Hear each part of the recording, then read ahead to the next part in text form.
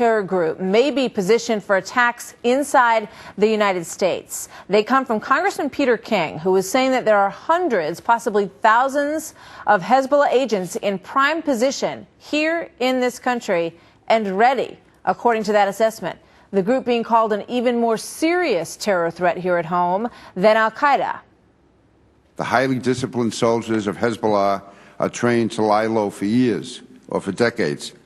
Those who have gone up against this enemy, for our government, estimate the number to be at a minimum in the hundreds. Top intelligence officials and leaders have told us that Hezbollah is the group most capable of flipping its nationwide network of criminal fundraising cells into an operational terror force capable of great violence on orders from its leaders in Iran or Lebanon.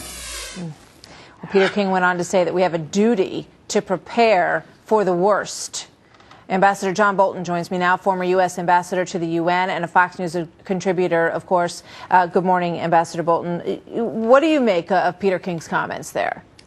Well, I think it's very important that people understand the reach that Iran has through the Hezbollah network around the world, throughout this hemisphere in particular, not just in the Middle East, and the risk that it poses. You know, just a few months ago, we had the Justice Department indict several top Iranian officials for conspiring to kill the Saudi Arabian ambassador here in Washington.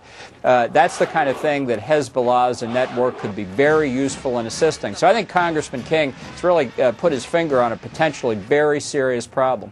Do you agree with the assessment that hundreds, perhaps thousands of Hezbollah operatives may be lying low in a disciplined manner in the United States waiting for some kind of go signal?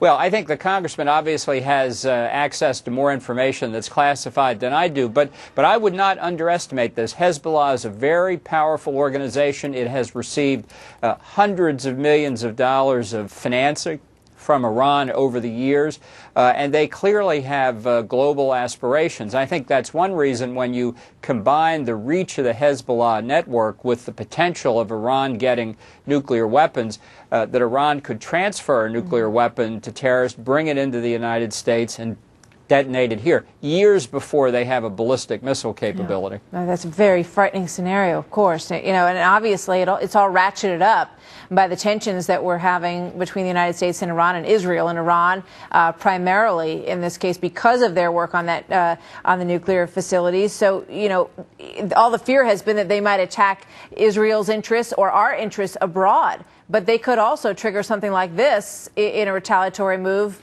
prior to that, right? Well, I think Iran's objective here, obviously, is to free itself of the threat that its nuclear weapons program will be attacked, whether by Israel or by the United States. And if they sense weakness in the United States, and they clearly do, using terrorism to intimidate the Obama administration makes perfectly good sense from their point of view. So that's why I think Congressman King is saying this is a present reality right now. However bad it is, whatever the nature of the threat turns out to be, just imagine how much worse it will be once Iran gets nuclear weapons. Yeah. Ambassador Bolton, thank you. Always good to hear from you.